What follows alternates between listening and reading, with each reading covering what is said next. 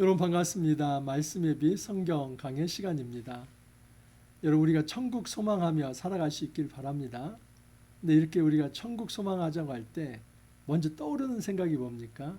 내가 죽어서 가는 곳. 정말 이 세상 더덥고 또 너무 힘들고 고통스럽고 결핍이 많고 허무하고 그러니까 내가 바라볼 곳은 내가 죽어서 갈 저 하늘 저곳 저 천국을 사모해야지. 그래서 아등바등 어쨌든 오늘 좀 한번 견뎌야지. 정말 좋은 신앙입니까? 천국에 대해서 대단히 오해를 한 것입니다. 여러분 이 천국은 물론 내세에 하나님 품에 안겨서 맛보는 진정한 영원한 생명 안식도 있지만 우리가 이 땅에서 예수님을 믿음으로써 천국은 시작이 됩니다. 내 안에서 이미 하나님 나라가 시작이 됩니다. 우리 안에서 하나님 나라가 시작이 됩니다. 이 땅에 임하는 지금 천국이 임한다는 이 사상을 제가 지금 설파하는 게 아니라 예수님께서 몸소 보이십니다. 그래서 그 당시 유대인들이 가지고 있던 이 천국 사상을 완전히 뒤집어 버립니다. 그냥 죽어서만 가는 그곳이 아니라 지금 이곳에서 하나님 나라가 시작되고 있다. 그것을 증명해 보이십니다. 그래서 예수님께서 하시는 죽기 사건 또는 치유 사건은 하나님 나라 도래와 깊이 관련이 있습니다. 자, 누가복음 4장 31절 44절 그걸 한번 좀 살펴보겠습니다. 31절 32절 갈릴리의 가버나움 동네에 내려오사 안식일에 가르치심에 그들이 그 가르치심에 논란이 이는 그 말씀이 권위가 있음이러라.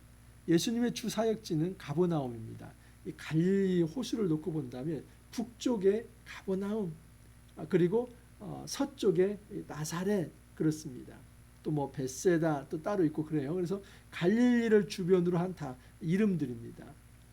예수님의 주 사역지는 가버나움입니다. 예수님께서 베들레헴에서 태어나시고 주로 소년 시절을 이제 청년 시절과 함께 나사렛에서 주로 지내죠. 그런데 공생의 사역의 이 핵심 주 어떤 사역지는 가버나움입니다. 그래서 그 가버나움에 또 회당에서 가르치시죠. 그래서 안식일 날 가르치시는데 그 가르침을 듣는 많은 사람들이 놀랬다고 합니다. 그 말씀이 권위가 있기 때문에 그 가르침에 놀랐다. 근데 여러분 말씀을 듣고 놀라는 반응 여기에서 그친다면 이것은 신앙이 아닙니다. 그저 말씀을 유희하는 것입니다. 말씀을 듣고 그것을 장난치라고 그렇게 말씀을 듣는 게 이렇게 선언하는 게 아닙니다. 말씀 사역자가 말씀을 선포할 때 그 말씀을 갖고 놀아라, 유희해라, 그냥 지적으로 유희해라. 우리 어떤 지성적인 어떤 욕구를 충족시키기 위해서 그 말씀을 갖고 놀아라. 그 목적으로 말씀 전달하는 게 아닙니다. 그렇기 때문에 말씀을 듣고 놀랍다. 이것은 뭐 그것도 안 하는 사람은 정말 문제이지만은 말씀이 좋다, 놀랍다, 은혜롭다 여기서 그친다면 그것은 아무것도 아닙니다. 신앙이 아닙니다. 왜냐하면 그 정도의 이 어떤 지성적 인식은 사단도 마귀도 할 수 있는 것이기 때문입니다. 33절 보면은 회당에 더러운 귀신 들린 사람이 있어 크게 소리질러 이르되 나사렛 예수여 우리가 당신과 무슨 상관이 있나이까? 우리를 멸하러 왔나이까? 나는 당신이 누구인 줄 아노니 하나님의 거룩한 자니이다. 회당에 더러운 귀신 들린 사람이 있다는 것도 이거 모순이고 역설이죠. 그 회당은 하나님 말씀이 있는 곳이고 또 하나님의 어떤 능력이 있어야 할 곳인데 그곳에 이 사단이 어떤 사람을 지배하고 있다면 그곳에서는 하나님 나라가 이루어지지 않는 것이기 때문에 대단한 역설입니다. 그래서 예수님은 안식일에 그 회당에 있는 이 귀신 들린 자를 쫓아내십니다. 그런데 예수님께서 이 죽기 사역을 하기 전에 이미 귀신이 예수님을 보자마자 벌벌벌 떱니다. 그 사람 안에 들어가 있는 그 귀신이 그 사람을 이용해서 이제 말을 하는 것이죠. 그래서 벌벌벌 떨면서 이런 얘기를 합니다. 우리를 멸하기 위해서 여기에 왔습니까? 우리 죽이기 위해서 왔습니까? 나는 당신이 누구인 줄 압니다. 당신은 하나님의 거룩하신 자입니다. 다시 말해서 귀신은 아주 정확한 지식을 가지고 있습니다. 예수님이 하나님의 아들이며 그 하나님이 이 땅에 오신 것은 귀신의 나라를 멸하고 하나님 나라를 세우시기 위함이다. 예수님이 어떤 분인지 그분이 무슨 일을 하실 것인지 정확하게 알았습니다. 정확한 지식이 신앙입니까? 그럴 수도 있지요. 정확한 지식을 가지고 그 예수님 앞에 경배한다면 그것은 신앙 고백이지만 그게 아니라 정확한 지식에서 끝난다면 아무것도 아닙니다. 귀신들도 이런 생각을 가지고 있습니다. 귀신들도 예수님을 보면 알아볼 수 있습니다. 우리가 성경을 읽어가면서 내가 말씀 속에서 예수님의 어떤 객관적 지식만을 받아들이고 정작 예수님을 마음속에 영접하지 않는다면 우리는 귀신의 믿음을 가지고 있는 것입니다. 귀신들도 이 정도의 어떤 지적 어떤 인식 그리고 인정은 있습니다. 이것이 결코 신앙은 아닙니다. 자, 예수님께서 꾸짖습니다. 예수께서 꾸짖어 이르시되 잠잠하고 그 사람에게서 나오라 하시니 귀신이 그 사람을 무리 중에 넘어뜨리고 나오되 그 사람은 상하지 아니한지라 다 놀라 서로 말하여 이르되 어떠한 말씀인고 권위와 능력으로 더러운 귀신을 명하며 나가는도다. 자, 보십시오. 이게 이제 인클루즈가 되는데 앞에 32절을 보면 말씀이 권위가 있습니다. 그러죠? 그런데 마지막 이제 뒷부분 36절에 보면 이 어떠한 말씀인고 권위와 능력으로 더러운 귀신을 명하며 나갔다. 이 말씀의 능력이 이 세상에서는 어떻게 표현이 되냐면 죽기, 귀신을 쫓아내는 것으로 표현이 됩니다. 그러니까 그 사람의 이 메시지가 얼마나 능력이 있는가 하는 것이 어떻게 표현이 되냐면 귀신이 왔다가 쫓겨나는 겁니다. 예수님께서 여러분 귀신을 쫓아내는 것은 귀신의 나라를 축출하는 것입니다. 자, 이렇습니다. 원래 하나님께서 만드신 세상은 하나님 나라이죠. 그래서 창조 세계가 하나님 나라입니다. 그러나 여러분 사단이 침투에 들어와서 아담과 하와를 유혹합니다. 그래서 그 사람들에게 선악과를 따먹게 합니다. 선악과를 따먹는 것은 하나님 말씀에 대한 불순종이죠. 창조주 하나님을 인정하지 않고 피조물이 창조주의 어떤 높이 그 위치에 서려고 하는 교만이 이 선악과를 따먹는 것의 핵심입니다. 이로 인해서 이 땅에 죄가 들어왔고 죄는 사망을 발생시키면서 이 인류가 에덴 안에 살 수 없게 되고 에덴 밖으로 쫓겨나죠. 이게 실낙원이 되는 겁니다. 그러면서 이 땅은 깨어진 하나님 나라가 된 것입니다. 하나님 나라가 이제 깨어져 버린 것입니다. 이 하나님께서 만드신 그 창조의 이 아름다운 하나님 나라가 깨어져 버린 겁니다. 여러분 바실레이아 투 데우라고 하는 말이 있습니다. 이것은 문자적으로 하면 하나님의 나라라고 하는데 이 바실레이라고 하는 이 나라라는 말은 사실은 어디에서 온 말이냐면 통치하다라는 의미입니다. 그러니까 하나님의 나라 이 말은 다른 말로 표현하면 하나님이 통치하는 곳, 그게 하나님 나라입니다. 하나님 나라가 깨어졌다는 것은 하나님의 통치가 지금 먹혀 들어가지 않는 것입니다. 어떻게요? 사단의 시험과 인간의 어떤 그 불신앙 그것으로 인해서 이 하나님의 통치가 임하지 않고 그곳에 사단의 나라가 일부 생겨난 겁니다. 그래서 이 땅에 분명히 하나님이 창조한 세상인데 깨어진 이 어떤 하나님 나라, 이제 이 인류는 에덴 밖으로 나왔을 때 그 공중권세 잡은 자가 오히려 그 땅에서 사단의 나라를 구축하고 있는 것입니다. 그래서 여러분 귀신 들렸다고 하는 것은 어떤 표징이나 마찬가지냐면 하나님 나라가 되어야 할 곳, 특히 안식일날 그리고 어떤 회당이라고 하는 영역은 절대 사단이 침범할 수 없는 곳인데 그곳에 사단이 침범에 들어왔다는 것은 하나님 나라가 깨어졌다는 것을 여실히 드러내는 것이고 지금 사단이 하나님처럼 왕노릇하면서 사람들 예속시키고 그들을 노예화시키고 그들을 지금 불법 점유하면서 통치하고 있다는 것을 보이는 것이죠. 예수님께서 이 땅에 오신 목적은 뭐냐면 그 사단을 쫓아내는 겁니다. 그 사단의 나라를 무너뜨리는 겁니다. 그래서 죽기라고 하는 것은 하나님의 통치가 임하게 하는 것입니다. 하나님의 통치가 임한다. 그게 하나님 나라. 바실레야 투 데우. 다시 말해서 하나님이 통치가 임할 때는 사단의 세력이 물러나는 것이죠. 그래서 그곳에 사단에게 매였던 자들이 참된 자유와 해방을 누리는 것. 하나님 나라가 이루어지면 자유와 해방이 있습니다. 그들에게 안식이 있습니다. 그들에게 생명이 있습니다. 그들에게 평화가 일어납니다. 이게 하나님 나라의 특징입니다. 그러므로 하나님 나라가 있는데 자유가 예속당한다든지 생명이 유린당한다든지 인권이 유린당한다든지 평화가 사라졌다면 그곳에 지금 아직 하나님 나라가 이루어지지 못한 것이지요. 예수님은 이 죽기 사건을 통해서 사단의 나라를 몰아내고 하나님 나라가 임하고 있다는 것을 보여준 것이죠. 그러면 여러분, 죽기가 될 때 하나님 나라가 임했다면 하나님 나라는 내가 죽어서만 가서 그 저 천국에서 누리는 겁니까? 아니면 지금 이곳에서 누릴 수 있는 겁니까? 이곳에서 누릴 수 있는 것이죠. 사단은 눈에 보이지 않습니다. 눈에 보이지 않기 때문에 우리 마음에서 역사합니다. 여러분, 우리가 예수님을 영접한다는 것은 성령께서 그 사단을 몰아냈기 때문에 내가 진심으로 예수님을 영접하는 겁니다. 이게 은혜입니다. 이전에는 내 마음을 사단이 장악을 하고 있기 때문에 하나님 말씀이 들으면 다 튕겨냈습니다. 그런데 성령께서 우리를 무장해제시키고 그리고 사단을 우리 마음에서 몰아냈기 때문에 말씀이 내 안에 그냥 심겨지는 겁니다. 이게 하나님의 은혜입니다. 그러면 내가 지금 하나님의 통치를 받고 있고 하나님 나라가 내가 체험하고 있는 것이죠. 그러면 여러분, 이 땅에서 천국은 이미 시작이 된 겁니다. 물론 여러분, 죽을 때까지 이 땅에서의 천국은 완성된 것은 아닙니다. 그러니까 불완전한 요소가 있지요. 하지만 그 약간의 것이라도 천국을 맛보는 자가 내세에 완성된, 이제 예수님의 재림을 통해서 완전히 완성될 그 하나님 나라를 맛보는 겁니다. 뒤에 보면 이제 장모의 열병도 마찬가지입니다. 시몬 베드로의 장모가 열병이 생겼습니다. 그런데 독특한 표현이 있습니다. 예수께서 가까이 서서 열병을 꾸짖으신대.